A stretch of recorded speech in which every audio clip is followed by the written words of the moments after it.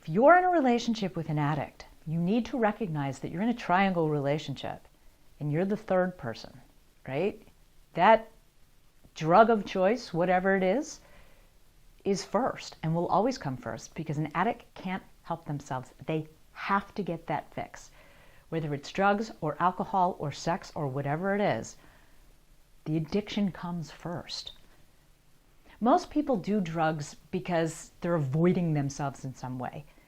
You know, addicts become addicts because they can't live with themselves sober. So they find a way to escape themselves in any way that they can. You know, some use drugs, some use alcohol, some use sex, some use, dangerous things like they jump out of planes or, whatever it is. But, addicts become addicts because they can't live with themselves alone. You need to take care of your own needs first. If you're dating an addict, you need to be really clear of the signs. And if you're constantly late to things because he or she is, having a drink first, or, they need to take a drink before they go anywhere, or, it's like they don't even want to go somewhere if there's not going to be alcohol involved, or, if they're going to a dinner party or something where they know that people don't drink and they decline to go because they don't want to go somewhere where they can't drink, that's a sign of an addict.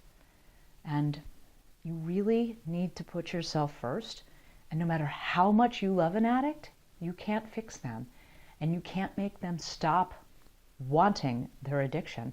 And the really ugly truth about that is even if they stop drinking or drugging or whatever their addiction is to, all those feelings that they've been drinking to cover up are going to come to the surface.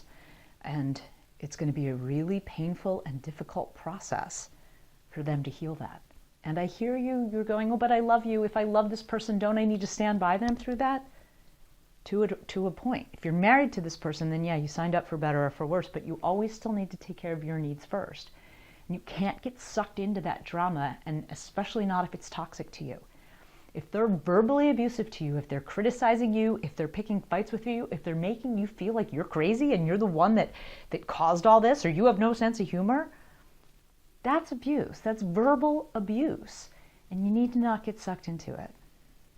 If they're willing for themselves, they decide that they want to get clean and sober, great. But don't be their crutch to hold them through that. All the 12-step programs will tell you really not to get into a relationship in the beginning of your sobriety anyway, right? So always put your needs first. And if you're dating an addict or love an addict, you really can do better. And you really need to let go and move on.